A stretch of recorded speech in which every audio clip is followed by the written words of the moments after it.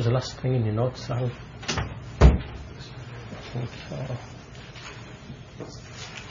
What's the when people fall into an evil affair? Just those verses. Yes, 10:18, 7:30. Okay, so basically, okay, that's okay. بسم الله الرحمن الرحيم الحمد لله نحمده ونستعينه ونستغفره نعوذ بالله من شرور أنفسنا ومن سيئات أعمالنا من يهده الله فلا مضل له ومن يضلل فلا هادي له وأشهد أن لا إله إلا الله وحده لا شريك له وأشهد أن محمدا عبده ورسوله أما بعد فإن أحسن الكلام كلام الله وخير الهدى هدى محمد صلى الله عليه وسلم وإن شر الأمور محدثاتها وكل محدثة بدعة وكل بدعة ضلالة وكل ضلالة في النار. In the last lesson we began this new treatise of Shaykh Islam Muhammed Ibn Abdul Wahaab, 6 places from the Seerah, and we went through the basic introduction to the book, in which Shaykh Islam Muhammed Ibn Abdul Wahaab stressed the importance of knowing 6 parts or 6 places from the Seerah, as a result of which a person should learn and understand, as a result of which Allah will grant that person an understanding of the deen of the prophets, the religion of the prophets, and also that he follows it, and also an understanding of the deen of the mushrikeen, so that he abandons it. And so the first of these 6 places in the Seerah was the incident of the revelation, the story of the first revelation, and also the very first verse by which Muhammad ﷺ was made a messenger. So we went through the story of how the Messenger ﷺ used to retreat to the cave in the Mount of Hira, and the rest of the story is familiar to you, how the angel Jibreel came to him and asked him to recite, and he said, I'm not able to recite, and each time the angel would squeeze him and he would say, I can't recite. So anyway, eventually the angel revealed to him the first 4 or 5 verses of Surah Al-Alaq, and by receiving these verses he became a prophet. And as we said, the definition of a prophet is someone who receives revelation and he's either not ordered to convey it, or he is ordered to convey it, but only to a people who are already in agreement with him or in agreement to him. This is the definition of a prophet. And then after some time, the next verses were revealed from Surah Al-Muddathir, and this was when he was made a messenger, because in this passage, in the first 7 or 8 verses of Al-Muddathir, Allah subhanahu wa ta'ala ordered him, Qum fa'anzir, Qum fa'anzir, stand and warn, or arise and warn. So here there is a command for him to go out and to warn the people. So here now he's been ordered to proclaim the revelation, to actually call the people. And the definition of a messenger is someone who receives revelation and he's ordered to convey the message to a people who are in disagreement with him, or who are not already upon the message. So after mentioning this story, the point that Shaykh Islam Muhammad Ibn Abdul Wahaab, he was actually leading to the point that we need to extract from this incident. He mentioned that how these people, they used to do many evil things. These people to whom the messenger was sent, they used to fall into zina, they used to fall into many types of dhulm, of oppression and transgression. And at the same time, we know that they used to perform various acts of worship by which they sought nearness to Allah, such as the Hajj, the Umrah, the charity, giving charity to the poor people and being benevolent and kind to them, and so on and so forth. And the best or the most lofty of these things that they had, which they believed would bring them closer to Allah, was shirk. So even though they had remnants of the deen of Ibrahim ﷺ, by which they sought nearness to Allah, the best and the most lofty of what they had in their eyes or in their view was shirk. This was to them the best and the most lofty of things by which they sought nearness to Allah.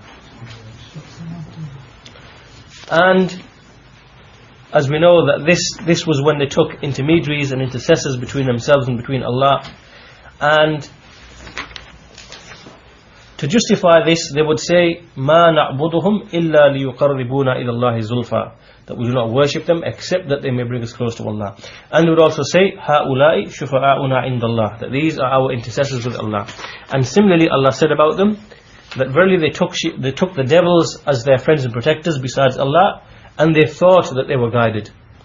So these three verses show to us that these people, in the view of these people, that this shirk that they would fall into was one of the most loftiest and greatest of things by which they sought nearness to Allah subhanahu wa ta'ala.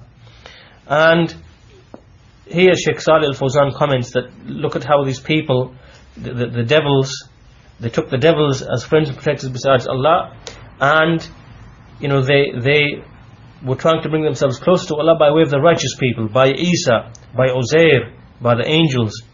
And so they took the shayateen, the devils, as objects of worship besides Allah, because these righteous people that they were worshipping were not pleased with this worship, nor did they command them with this worship, but rather it was the devils who commanded them with this worship. So these people thought they were upon guidance, as Allah says about them, وَيَحْسَبُونَ أَنَّهُمْ مُحْتَدُونَ, in Surah Al-A'raf, Surah 7 verse 30. They thought that they were upon guidance, and this path that they were upon was a path of goodness and rectitude. And then the Shaykh Shaikh Fawzaan, commenting upon this passage, he then brings a number of verses. The general meaning, he brings a number of verses, the general meaning of which, or the meaning in these passages is that Allah will raise them, and also what they used to worship besides Allah, and Allah will say to them that, did you misguide my servants, or did they themselves go astray? So Allah will say this to those people who would be worshipped besides Allah, that, did you misguide these people, or did they themselves stray from the path? And they will say, glorified be you, it wasn't befitting for us that we take besides you any friends and protectors. However, you gave them, basically you gave them like a time of enjoyment and pleasure, and also their forefathers. So a combination of two things, that they were given this lease of like time where they enjoyed and they took life as a pastime and a sport or whatever, and likewise their forefathers, they followed them up until they forgot the actual remembrance itself, to the end of the passage. Surah Al-Furqan, Surah 25 verse 17 to 18. And similarly in another verse Allah says that how on when the day in which He resurrects them all, and then He will say to the angels that, did you those people, did they, those people, was it you that they used to worship? And they will say, قَالُوا سُبْحَانَكَ, they will free themselves, and they will say that you are our wali, you are our protector besides them. And rather they used to even worship the jinn, those people. They used to even worship the jinn, and most of them were believers in them.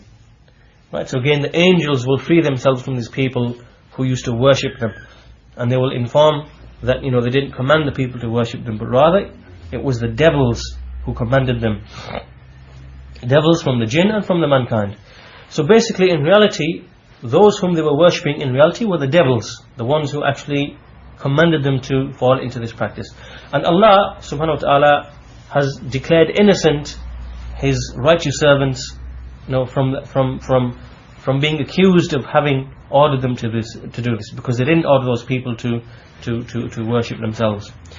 And at the same time, the thing is that at the same time, these people who were upon this, and this is going back now to these people that we're speaking of, these mushrikeen to whom the messenger was sent, they thought that they were guided. So all of this shows that, collectively it shows that if a person thinks he's upon guidance and he has good intention, that this is given no consideration at all. that in itself doesn't have any value, doesn't hold any value. Just because the person has a good intention, and or this person, in whatever he's doing, he doesn't intend evil, that in and of itself has no value at all. Rather, the real consideration is given to making ittiba, following the messengers, and traversing upon their path or their methodology, and having a good intention, but having an evil action, it doesn't benefit. It doesn't benefit. So therefore, all of this isn't really an excuse, a justifiable excuse for them. They can't really say that we had a good intention, that we didn't intend any evil, we didn't intend nearness to Allah. This is no excuse. Why? Because Allah has already sent the messengers. Allah has already revealed the books by which these affairs have been rejected, and rejection has been shown towards them. So anyway, now this leads us up to the point now that Shaykh al-Islam Muhammed Ibn Abdul Wahaab wants to make here. And so he says, so the next part of this treatise, then the Shaykh says that the first of that which Allah commanded him with, meaning the very first thing that Allah commanded Muhammad ﷺ with, was to warn from it. Warn from what? From the shirk. The shirk which was what? The shirk which was the greatest and the most loftiest thing that these people had in their view, by which they sought nearness to Allah. So shirk was the greatest of the affairs that they had, by which they sought nearness to Allah in their view, in their belief. And Allah, the first thing that Allah commanded him with was to warn from this, before warning against az-zina, fornication, and stealing, and other such things.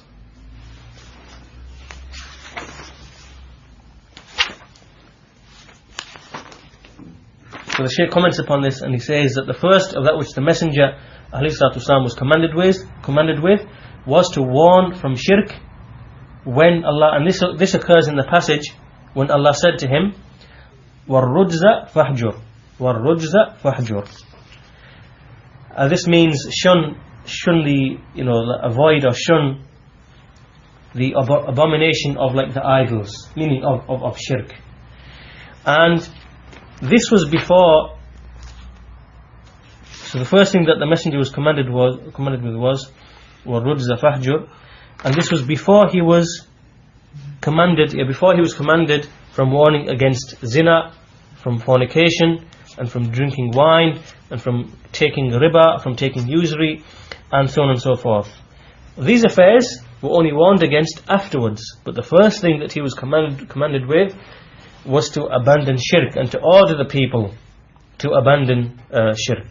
Allah didn't say, warn these people from the kaba'ir, warn these people from the major sins like zina, fornication, and usury, and from the other evil and repugnant things that they used to do, like the types of marriages that they used to have, and the fact that they used to bury the female girls, the female children alive, and all the other evil things that they used to do. Allah didn't begin with this, even though some of these things were very, very evil and very, very despicable. Rather, the first thing which he was commanded with was to prohibit from shirk, was to forbid shirk.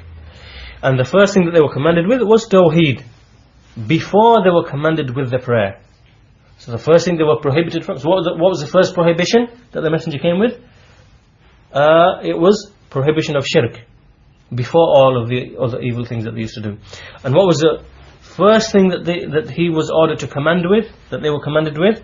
It was tawheed, before all of the other obligatory affairs like the prayer and the zakah and the fasting and the hajj and so on and so forth. Why? Because tawheed is the foundation, and there's no benefit in the prayer and the hajj and all the righteous actions when there's no presence of tawheed. Just like what these mushrikeen used to do. They used to have remnants of the deen of Ibrahim ﷺ. They had affairs of hajj and umrah and some other rituals and prayer and so on and so forth, but all of that was without tawheed. Then Shaykh al-Islam Muhammed Ibn Abdul Wahaab continues, and he says, and you will know that amongst these people were those who would be attached to the idols, and amongst them were those who would be attached to the angels, and likewise to the the awliya, the righteous, pious people from the children of Adam. So they'll be attached to these different things, to the idols, or to the angels, or to the righteous people, the friends of Allah. And after this, these people would say, so the Shaykh comments here, and he would say that in the time of Jahiliyyah, these people would be, they would be upon diverse ways, they would be upon different ways with respect to their ibadah, and also the actual things that they used to worship, right? So they would have different types of worship that they would perform, different actions, and the things that they would worship would also be very diverse and very many in number as well.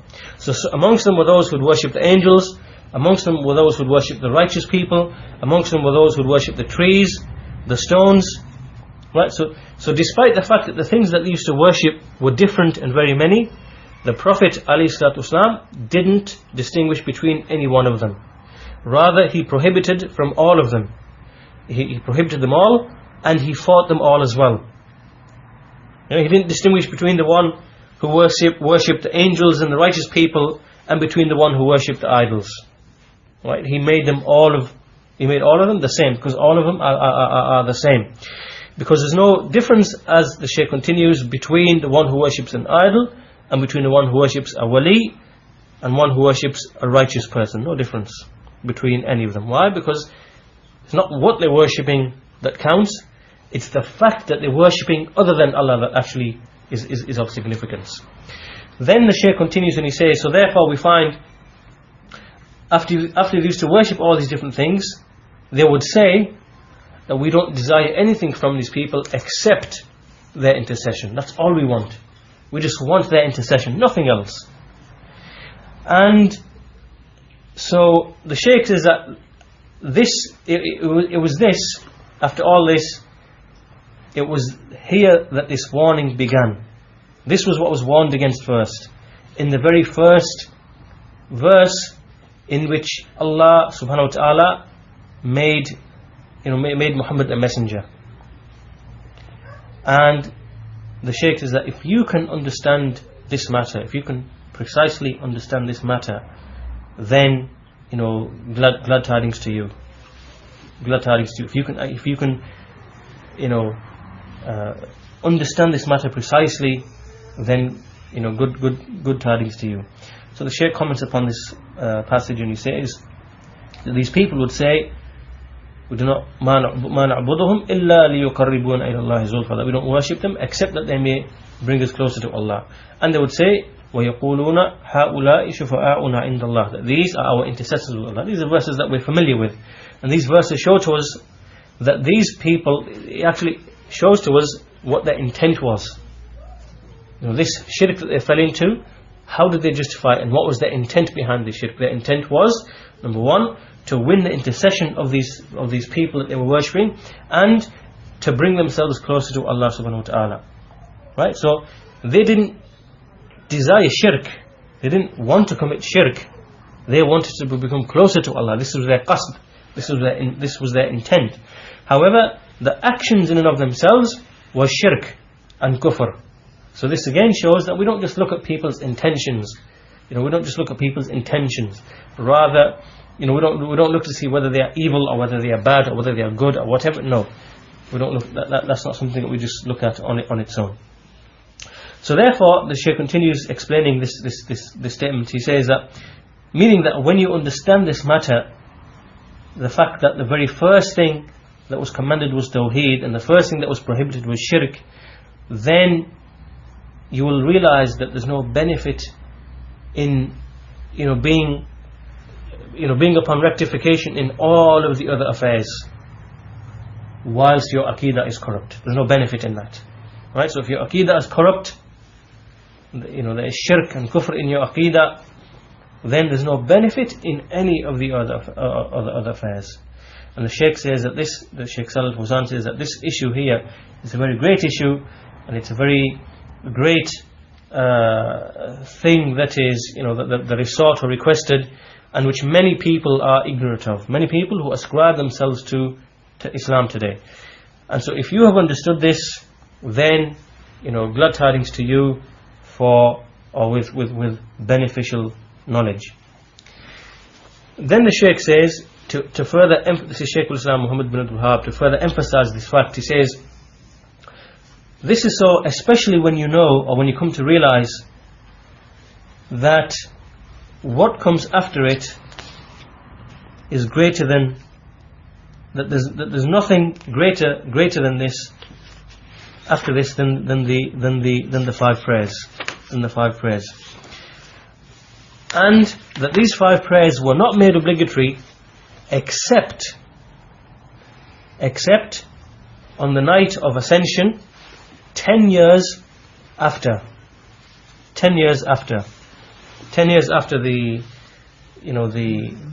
after the spreading of the, like the community, or the and the death of Abu Talib, and after the hijrah by 2 years, after the hijrah of the people who left for Abyssinia by 2 years.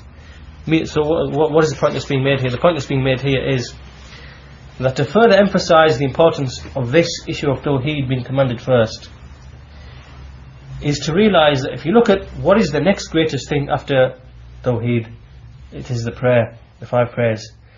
But these five prayers weren't even commanded, Allah didn't even command these five prayers until 10 years afterwards.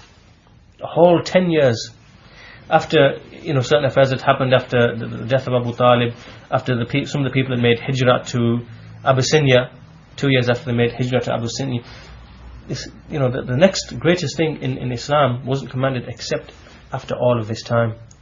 This point in itself shows the great importance of this Tawheed. So the Shaykh comments on this and he says, what this point means is that there isn't anything after this issue of Tawheed which is more important and which is greater except the five prayers. Why? Because it's the second pillar from the pillars of Islam after the two testimonials. And despite this, Allah didn't command with the five prayers except after except on the approach of the hijrah. And the Messenger alayhi salatu wasalam, he remained in Mecca for 13 years. He was never commanded with the prayer. He was only commanded with the prayer just prior to the to the hijrah on the night of ascension. So why was this commandment for the prayer, why was it delayed? The reason is in order to allow this Tawheed to be established, to be rooted in the hearts of the people, so that a foundation can be laid for it. Why? Because if these people began to pray, it wouldn't benefit them except with Tawheed. And the Shaykh says that the prayer was made obligatory on the night of ascension, on the night of Al-Isra wal-Mi'raj, in the 10th year after him being sent as a messenger. And there was another event that's spoken of here, which is when at the initial stages when the Prophet ﷺ used to call to Tawheed and prohibit from shirk, the mushrikun were very, very, they were very, very severe upon the messenger and his companions. They would make it very, very difficult upon them and make it very tight upon them, because of the fact that they were calling to this deen. And his uncle, the uncle of the Prophet ﷺ, would actually defend him and would give him protection. He would give him sanctuary from the harm that was being brought to him from his people. And so Allah, even though this Abu Talib was a mushrik, Allah basically subjected him. Allah made him useful. Allah made him of benefit to the Prophet ﷺ. Allah subjected his use to the Prophet ﷺ, and Abu Talib would protect him, give him sanctuary, and also defend him. However, when Abu Talib died, and also his wife Khadija radiallahu anha died, and in reality these two were the ones who defended him the most, then the kuffar, they became even more severe upon him. and they made it even more, they became even more tight, and they made, they constricted him even more. And this was like at a time when basically they were like basically boycotted, or like besieged, that's the word, besieged. They were kind of besieged, and the mushrikeen cut them off. They cut off their food, they cut off all the other goods and things that they needed. They also prevented any type of marriage between the two parties. And so basically what they did was they kind of besieged them. They held them in a siege, and they besieged them, and to such an extent that they actually began to feel the physical pain of hunger as a result of this boycott and this siege that the mushrikeen made against them. And then they would, what they would do, these mushrikeen, they would write little letters, little scrolls, little messages, and they would hang them upon they would sign them, they would hang them upon the Kaaba, and what they would contain were requesting the people to boycott Muhammad alayhi salatu and whoever was with him. So therefore, when those people who died, when Abu Talib died, who was amongst those people who defend him, then to these people, to the mushrikeen, there arose the perfect opportunity for them to be even more severe upon Muhammad ﷺ and whoever was with him. And despite this, He was still not commanded with the prayer from that time, during all of this time. Why? Because this time was still a time of correcting the Aqidah before everything else. And just to emphasize that point as well. And then the Shaykh continues and he says, so when their harm became even more severe, and they became even more tight, and they made the Messenger ﷺ to be even more constricted, then what happened was that Allah commanded, that the Messenger commanded whoever was with him from the Sahaba, those people who didn't have anyone else to defend them from the mushrikeen, he ordered them to go to Abyssinia. He ordered them to go and perform hijrah to Abyssinia, because in Abyssinia there was a king, and Najashi, who would never oppress anybody, even though he was a Christian.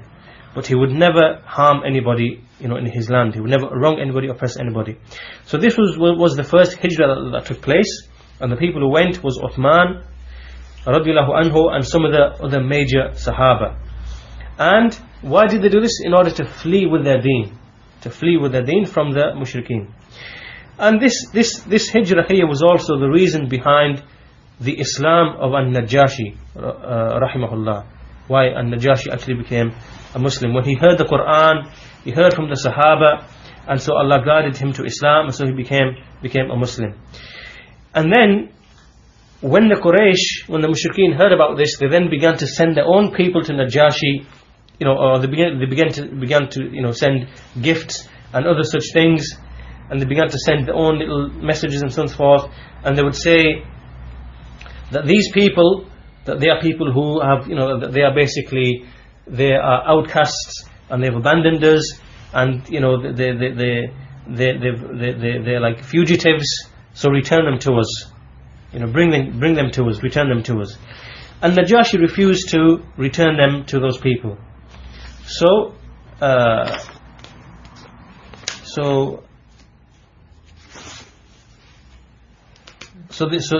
basically the messengers that these mushrikeen would send, they were sent back, in humiliation and in loss. So Najashi rahimahullah, he continued in this manner, he continued defending the Muslims, and up until Allah actually gave them victory. So the point being here, so these are some of the events that have been raised here, that the actual commandment of the prayer was 10 years after the fact that that even after the very difficult time that the Messenger faced, and even after the hijrah, it was only after all of these affairs that the prayer was sent down.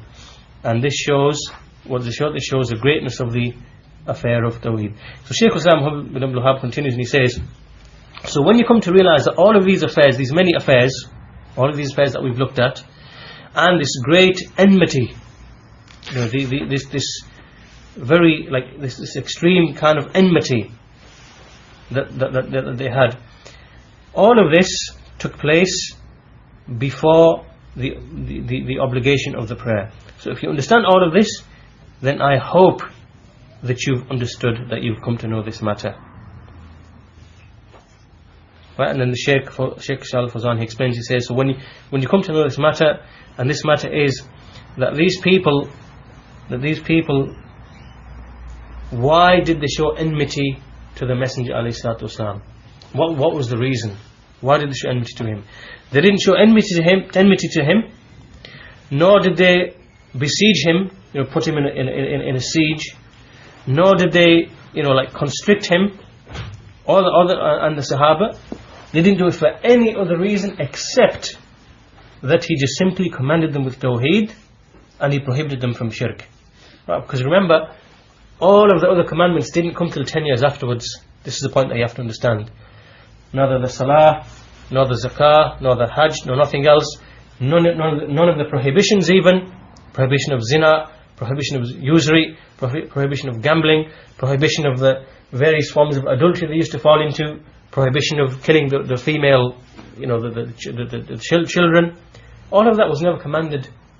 None of that was commanded up until from 10 years onwards from that point.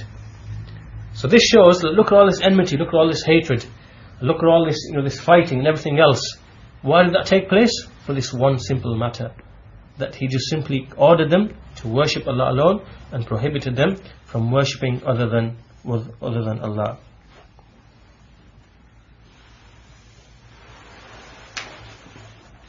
And if it hadn't been the case, if the Messenger ﷺ had just left them and he just continued worshipping his Lord, and if he and those people who were with him, the Muslims who were with him, just kept worshipping Allah as they were worshipping Allah, and just left those people wouldn't have said a single thing to him. They wouldn't have said a single thing to him. Rather, they would have just rejoiced with it. They wouldn't have minded, even if he was practicing whatever he was practicing. And when you think about it, you find that this in reality is the same da'wah. This is what the people of kufr today, that's what they are upon. They say, look, leave us be, let us live how we want to live, let us do whatever we do what we want to do. Don't say anything to us with respect to our religion, and we're not going to say anything to you about your religion. These people are saying, we'll leave you alone, you leave us alone. Don't call us to what you're upon, just let us live how we want to live. But the Shaykh says that in reality these people are liars, because in fact they actually do wage a war against Islam. They say, you people don't say anything about our deen, and we don't say anything about your deen. But in reality, they wage a war against Islam, to the furthest degree to which they can. And they fight against the Muslimin, and they, at the same time they say, leave us, we'll just discuss and we'll consult and so on and so forth. And similarly the Shaykh says about those people, the mushrikeen, that if the Messenger ﷺ, he didn't call to Tawheed, nor had he prohibited shirk, then they wouldn't have kindled this, this great, the tribulation that they kindled. They would never have done that. So that's the end of the first part in the seerah. So the point we have to understand from this is the fact that what was the big fuss of the Quraysh? What was their big problem? What was it? It was the issue of Tawheed, and the fact that they had with them so many other things. Like if he had prohibited them from zina, or from gambling, or from burying the female girls and the female children and whatever, if he'd done that first, maybe there wouldn't have been such a big fuss or a big deal. If he ordered them to pray, whatever, not a big deal. There wouldn't have been a big deal. But look at how the first thing that they commanded was shirk, and look at the harms that came to him. The tribulations that came to him. So that's the first point that we need to understand. And from that, what we gather from this is that when it comes to explaining this Tawheed to the people and to the Muslims upon ignorance and whatever, that this is a story. This is that we can now use this point in this story, from this place in the Sirah, we can use it to illustrate the importance of Tawheed, and why these people, why the Muslimin need to change their Aqidah, and why they need to understand their Aqidah, and why they need to understand what opposes this Aqidah. And we can impress upon them by the fact that Allah didn't reveal any other commandment except 10 years afterwards. Even the greatest of the pillars after the two testimonials, the prayer, except after 10 years. And that's even after all of these tribulations that the Messenger faced, and and so on and so forth. So that's the point that we use, we illustrate, and we use it to call the people and to explain to them the importance of this Tawheed. And this point here that Shaykh Islam Muhammed Ibn Abdul Wahaab has extracted from this part in the Sirah is something that allows us to do that. The second important part or place in the Sirah is, the Shaykh says, Shaykh Islam Muhammed Ibn Abdul Wahaab, he says that the second place in the Sirah is that the Prophet ﷺ, when he stood and he began to warn them from shirk, and when he began to command them with its opposite, which is Tawheed, right? So when this took place, they didn't really dislike that. That wasn't what they disliked, right? So when he began to warn them from shirk, and when he began to command them with its opposite, which is Tawheed, they didn't actually dislike that. They didn't hate that in itself. Rather, they considered it to be something good. They considered it to be something good. And they even spoke to each other, they even thought to themselves, muttered to themselves, and conversed with each other about entering into it. Well, so this is how they were at the beginning. Up until the Prophet ﷺ, he openly reviled their religion. He began to revile their religion, and he began to declare as ignorant their scholars, or the people they were following. And it's only then that they began to roll their sleeves up and to basically show this enmity to him and the Sahaba. Right, so the Shaykh comments upon this passage so far. He says, what this means is that if the Prophet ﷺ, he was to just command them with Tawheed and just prohibit them from shirk, like in a general sense, they wouldn't have had any problem with that, with what he was upon. They would just say, well, what we're upon isn't shirk, and what we're upon is nearness to Allah and closeness to Allah by way of the righteous and the awliya, and we don't commit shirk with Allah. This is what we're doing, is just seeking closeness to Allah. We're just making tawassul, like seeking a means of nearness to Him.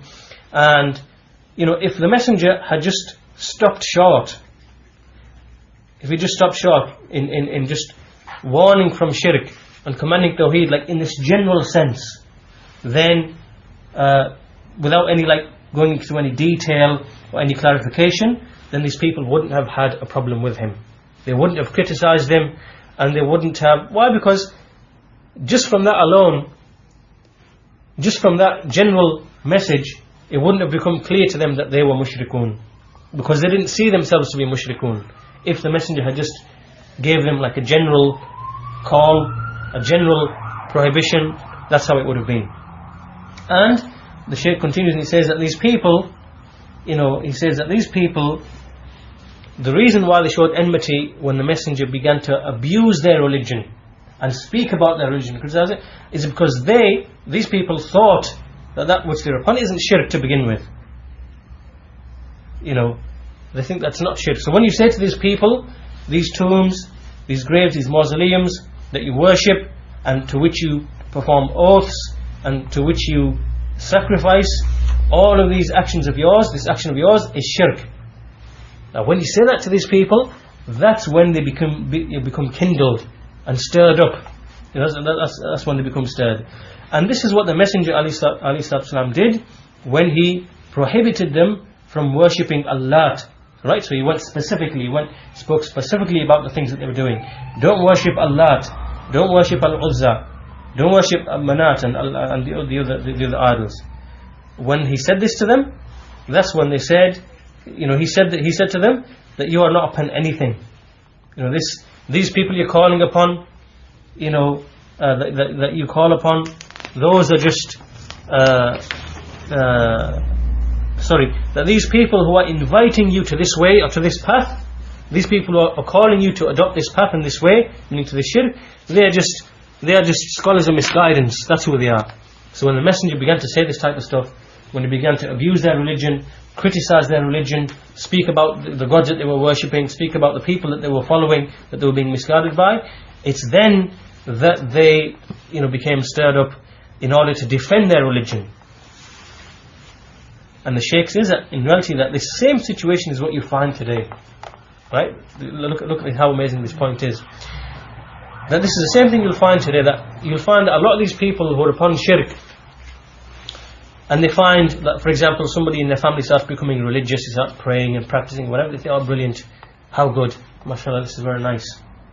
But as soon as that person starts saying to them, to his family, to his parents, don't call upon so and so, don't go to this tomb, don't go to that mausoleum, then from that point onwards, that's when they declare him to be a heretic.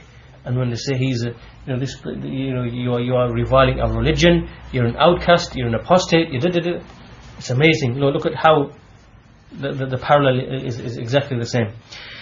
So then the Shaykh al-Islam Muhammed Ibn Abdul Wahaab, he says that, going back to the messenger, that when the messenger ﷺ, when he began to abuse their religion and speak about it and criticize it, it's then when they kind of rolled up their sleeves and they began to show this enmity, then they began to say certain things. They began to say, this man, he's just trying to make fools, he's trying to make fools of us, and he's criticizing our deen, and he is cursing our gods. This is what they began to say. And and if the Shaykh says upon this point, Shaikh Fawzaan comes on this and he says that if the Prophet ﷺ didn't revile the gods, he didn't criticize their deen, they would not have said anything to him. If he just said to them, shirk is evil, tawheed is good, and didn't say anything else, he didn't abuse their gods or didn't criticize their religion, they wouldn't have criticized, they wouldn't have said anything. Why? Because to them they're not even upon shirk. In their view they're not even upon shirk to begin with. So why should this call of the Prophet bother them in any way? If he was just to say shirk is evil, tawheed is good, avoid shirk, practice tawheed, to them it wouldn't have made any difference, because they think they're upon tawheed anyway, they think they're worshipping Allah anyway. So therefore it's only when he began to revile their religion and speak ill of their religion, and that they began to oppose him and criticize him. And this is despite the fact that we know, it's known, as Shaykh al-Islam Muhammad Ibn Abdul Wahaab continues, that it's known that he, meaning alayhi salatu wasalam, he never reviled Isa, he never reviled the mother of Isa alayhi as-salam, nor did he revile the angels, nor did he revile the righteous people. Right? So he didn't revile or curse or abuse any of these righteous people. However, when he mentioned to them, when he said that these people, they don't, that they don't call, they don't make supplication, and that they don't bring about benefit, and nor do they bring about any harm, meaning that they declare this to be as if it was a curse or a revilement of them. Meaning that when the Prophet ﷺ began to say that Isa alayhi, he doesn't bring benefit nor does he cause harm, the angels don't bring benefit nor do they bring about harm, the righteous people don't bring any benefit nor do they bring about harm, then these people, the mushrikeen, they began to count this as if this was a revilement and belittling the righteous people. This is how they treated it. And they would say, and these people, they say to the people of Tawheed, you people, why don't you make mausoleums, why don't you make these tombs, this is from the right of these righteous people upon us, it's from their right upon us that we honor them, that we respect them, and that we build upon their graves. This is from their right that they have upon us. and this is the way, this is from respecting them, showing them respect. And when we seek tawassul through them to Allah, then this is a way of showing respect to them and venerating them. And you people, you say to us that this is batil, this is false.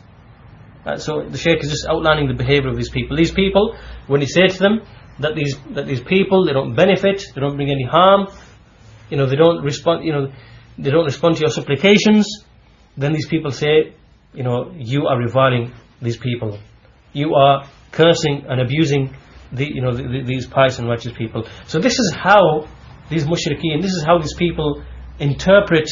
This is how they interpret these actions. And the Shaykh says that this is present to this day upon the people's tongues, and on the people's tongues, and it's also written in the books. So we'll stop there for today's lesson, and we'll continue with this next week when we come to the actual point that Shaykh al-Islam Muhammed Ibn Abdul Wahaab is going to extract from this part of the seerah. So we'll stop there for today, inshallah. Naam akhi. Jazakallah khairan. Assalamu alaikum.